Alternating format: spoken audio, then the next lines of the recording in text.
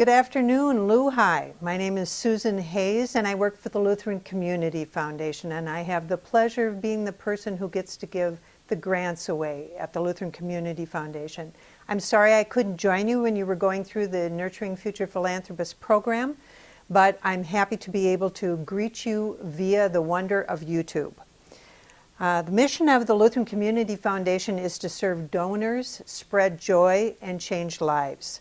With our donor support, we are doing great things throughout our shared Lutheran community, including this Nurturing Future Philanthropist program that you've been involved with.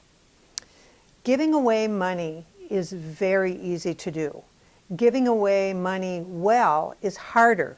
And we believe at the Lutheran Community Foundation that informed giving, the kind of giving that you hopefully have learned how to do, helps achieve positive and lasting change in all of our communities. We found too that the values and mission of schools just like Luhi provide a unique opportunity to encourage generous spirits like yours and nurture future philanthropists.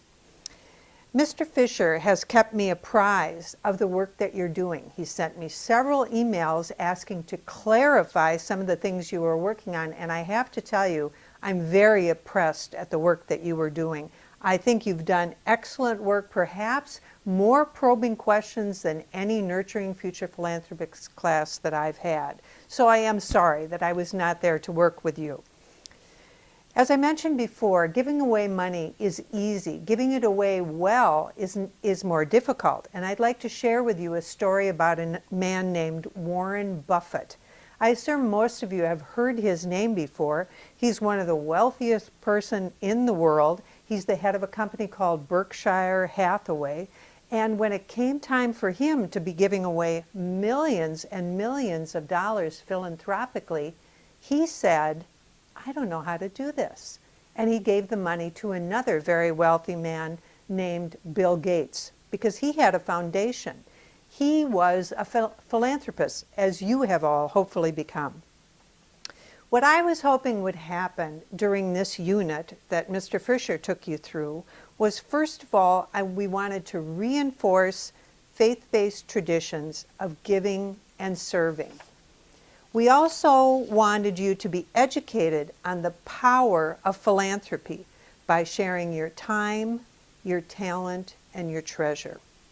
I also wanted to empower each of you to understand that individually and together you can make a difference in your school, your community, and your world. I think all three of these things happened in your class, and I just couldn't be more delighted that they did. 3 organizations of your choosing will be getting grants from the Lutheran Community Foundation at your behest. They are the Children's Miracle Network, specifically St. John's Children's, Camp Sunshine in Maine, and Hope for the Warriors, which is located in Virginia. But you know these organizations better than I do because they're the 3 that you chose. They will be receiving these grants at the end of the year, and when I send them the check, I will be writing a note indicating that they come from the Nurturing Future Philanthropist program at Luhi. I know you picked well, and I know that each of these organizations will be very grateful and will do wonderful work because of the support that you've given them. I'd like to complete our little time together here with another story, this one about Bill and Melinda Gates. Bill and Melinda Gates began not thinking that at some point in their lives they would have more money than they could ever imagine having. Once they realized that they were, through Microsoft, going to be gaining so much money in their personal wealth, they started a foundation, the Gates Foundation, and they called together a group of their friends that they trusted, and they said, how in the world can we give this money away well? Wouldn't that be a fun problem to have? But in a way, it's the same thing that you did with Nurturing Future Philanthropists. They sat down and decided that what they wanted to do was pick something that was achievable, something where a great deal of money could achieve something very specific, and where they could have a great impact. After a lot of years of conversation, what they decided to do, they began with vaccinations in Africa. They knew that vaccinations worked, they knew that they were cheap, and they knew that they were going to be able to get them over there. So that was their first choice. They went through the same process that you did, and that was the choice that they made. Being good philanthropists, you need to continue your philanthropy and check to see where your dollars, if they're making the good that you were hoping they would do. And so being good philanthropists, Bill and Melinda Gates went back to Africa to see if children were dying at a lower rate. And they found that while they were dying at a lower rate, they were still dying in numbers that were unacceptable.